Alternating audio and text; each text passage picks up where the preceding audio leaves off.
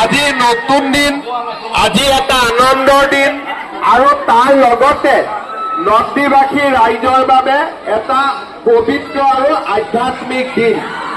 103 বছৰে অনুষ্ঠিত কৰি অহা মহাবিষ্ণু যজ্ঞত আহিবলৈ পাই মই নিজকে পৰম ভাগ্যৱান বুলি অনুভৱ কৰিছো আৰু আপোনালোকৰ মৰম চেনেহ দেখা পাই সঁচাকৈয়ে মই আনন্দিত হৈছো।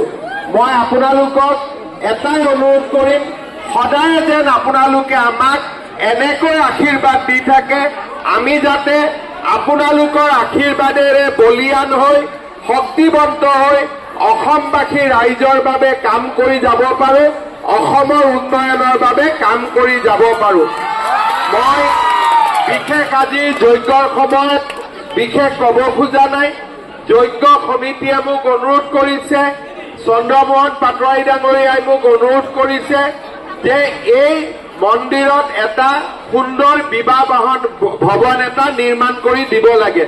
মই বিবাহ ভৱনটি নিৰ্মাণৰ বাবে এই কমিটিক আমাৰ ৰাজ্য চৰকাৰৰ ফালৰ পৰা 2টা কিস্তিত 1 কোটি টকা দিয়াৰ বাবে মই আজি প্ৰথমতে 50 লাখ টকা দিম।